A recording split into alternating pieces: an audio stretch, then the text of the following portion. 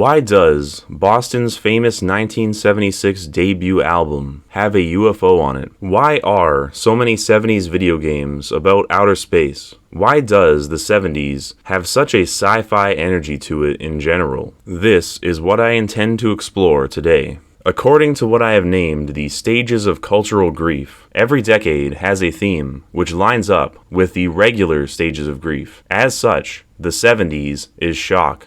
What? 80s is denial. You know it to be true. No! 90s is anger. At last we will have revenge. 2000s is bargaining. Just help me save Padme's life. I can't live without her. The 2010s is depression. It's time for the Jedi to end. The 2020s is testing. Power of one, the power of two, the power of many. And presumably, the 2030s will be acceptance, though we have yet to see what that entails. For the first decade in this series, we have the 1970s, which is shock. The shock stage is when you are first reacting to some kind of dramatic change. You may be startled, paralyzed, scared, and unsure how to react. I've decided to compare these stages of grief to genres of fiction to really hit the point home. I believe that sci-fi both sums up the 70s as well as reflects shock perfectly. Science fiction as a genre is about introducing you to something new, something alien, something so foreign and unknown to you that it induces, well, shock. Whether by showing you a creature that defies current human understanding and changes our position in relation to how we perceive ourselves as being on top of the food chain, or by showing us a society that is so inhuman and unnatural compared to how we view how the world ought to be that it deeply unsettles us. Of course, even though sci-fi is thought of as predicting the future, more often than not, it is merely showing you the present. It's just that people are so very slow to accept things that by the time they see how accurate these sci-fi stories are, they mistake it as being an accurate prediction of the decades that came after, rather than something that has always been true. But the reason that these sci-fi themes are so predominant in the 70s is because this is when the cultural changes were really starting to be felt. Following World War II, there was a shift in the global power structure. At the end of the war, Europe was colonized by America and the Soviet Union. I will state here that for the most part, I will be talking from the perspective of the Americanized world, as I live in one of America's colonies, Canada.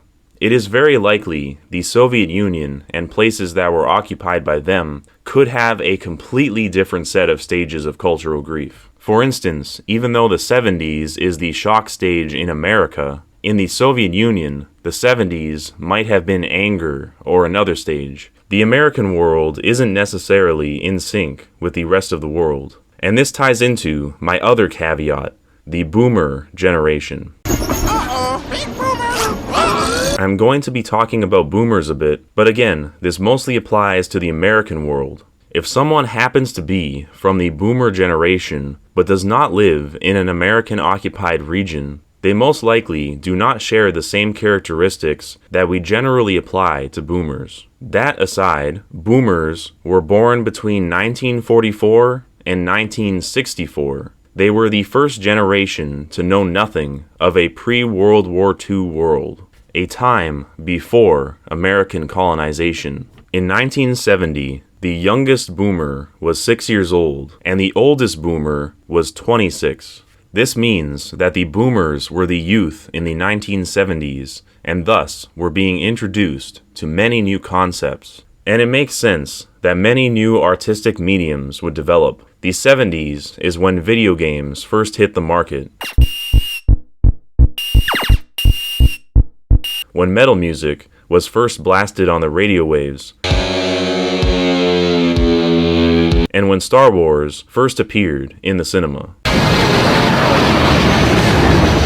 If you know my channel at all, these are some of my favorite things. It is no surprise to me that all this erupted in the same decade. These things may seem trivial to us now, as we have gone well past this point. We now have more advanced games on our phones than what was available in 70s arcades. Metal music has become a lot more convoluted and intense compared to the simple riffs of Sabbath, which almost seem like quaint blues rock today. And far from being a groundbreaking work of cinema, nowadays, Star Wars is oversaturated garbage on streaming services that people find more enjoyment making fun of or arguing about than actually watching. But back in the 70s, these things were much more significant. There was nothing like these things before. Starting with video games, I mentioned that the vast majority of them take place in outer space. I know the obvious explanation for this is the limitations of the technology at the time. As in, it's much easier to create a black backdrop with some white specks on it than it would be to have a sprawling metropolis or a dense jungle as the background. This is reasonable, but I don't think it entirely explains away the sci-fi phenomenon that is at play here. Surely, it would be just as easy to make a game that takes place in a desert or in the Arctic. Having an all-white or tan background was surely doable. And also, a black background doesn't automatically translate to space. Why not a game where you go spelunking and fight animals in a cave? Well, it's because sci-fi and shock was the popular trend at the time. Oh my god, I'm in space! You can say they did it because a game about space and aliens is cooler than a game about exploring caves or wandering around a desert. But that brings up two questions. 1, why is it cooler? And 2, why isn't that still the case today? Coolness is not as arbitrary as people think. Why did people think it was cool back then, yet think aliens are cheesy today? In fact, here in the 2020s, I've played 2 newer games that technically feature what you could call aliens. These games being Doom Eternal and Stellar Blade. Far from shocking space invaders out to get you, these games flip the script. In Doom Eternal, you are the invader terrorizing the inhabitants of another planet. And in Stellar Blade, it is the creatures of Earth that are horrifying monsters, and you are a being from the stars trying to learn about this strange world, which is in fact our world. Run for your lives! Robots have taken over the world! Our world! If a video game came out today that had the simple premise of aliens coming to Earth, it would be regarded as cheesy, since we are in the 2020s, which is the testing era. Testing! For some more contrast between the shock era of the 70s and now, look at the game Among Us. If you compare it to the movie The Thing from 1982, which yes, is technically from the early 80s, but close enough, it is still a very shock-themed film about a horrifying transforming alien that can shapeshift into anything. The game Among Us takes the original shock premise and makes it into something comedic. It is in the testing era, and thus, Among Us is all about testing who is the alien. It's about aliens. We're the aliens, man. We're the savages. Instead of watching these events unfold in a shocking and horrifying manner, you get to play through it in a lighthearted game. But if you are still not convinced, let's move on to music. Why does Boston's famous debut album have a UFO on it? Their lyrics don't speak of aliens or outer space, and the music doesn't particularly have a sci-fi sound either. Yet, somebody decided that a UFO should be on the cover. Again, it's a cop-out to say that it's just because it's cool. Why was it cool in the 70s, but not later? Why is it that a later rock band like, say, Nirvana never used any UFOs, aliens, or space in their album art? It's because space was cool in the 70s, because it was the shock era. Not to mention all of the songs from the decade. Space Oddity, Space Truckin', Rocket Man, Space Cowboy, Symptom of the Universe, the list goes on. Not to mention both Led Zeppelin and Motorhead have records with blimps on them, most likely because that is the closest humanly thing to a UFO. But I'd wager there aren't too many album covers from the 90s or early 2000s that feature blimps on them, because they were different eras with differing definitions of what was cool. I will also add here that there isn't a hard cutoff for these eras. The shock era bleeds a little into the late 60s as well as the early 80s. I'm just saying this so people aren't pedantic in the comments. Something can still be a shock era product even if it is from 1969 or 1982, without contradicting the theory. Quite possibly the most famous 70s movie was Star Wars. And while people like to gatekeep and say that Star Wars isn't really sci-fi, it definitely is, somewhat. The shock themes are definitely present in the original Star Wars, as A New Hope features Luke's aunt and uncle getting murdered in a rather gruesome way, a guy getting his arm brutally chopped off, and an entire planet getting exploded into oblivion. And the film lingers on these moments to make sure these points aren't understated.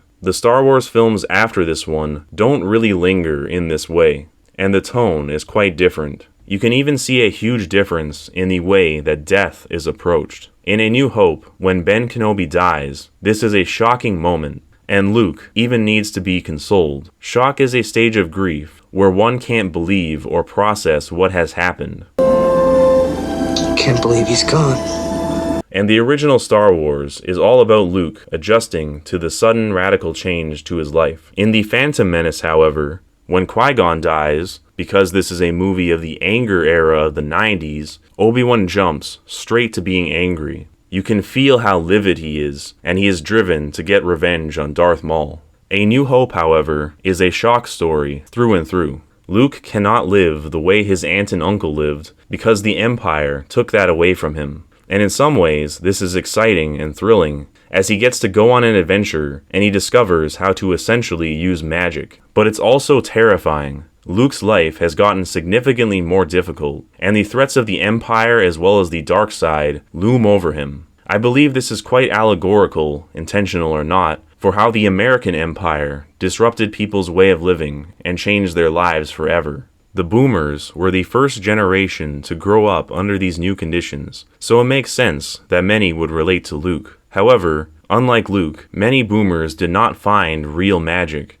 and some even succumbed to the dark side. Of course, some of them did find magic, but I think most boomers dismissed what they found as they entered the 80s, as the 80s was the stage of denial. This denial stage is where I believe most of the boomers ended up getting stuck, and I suspect this is why American culture is obsessed with the 1980s. But that will be the topic of the next video. As for the 70s, it was an era of shock. The American regime had cemented itself as the new power. I suppose this drastic and shocking change was akin to an alien invasion and was perceived and felt as such, even if people are still struggling to come to terms with accepting what has transpired to this very day. We are all grieving, and art is the best reflection of how our coping mechanisms change over time. It is truly a window into what it means to be human. I know I might be flying a bit close to the sun, touching on this topic, but it is an important one. This idea has been floating around in my head for over 3 years now, but in the past videos I made on this subject, I neglected to mention the source of this cultural grief, partially due to not really understanding the source myself, and partially out of fear for how it would be misconstrued by people.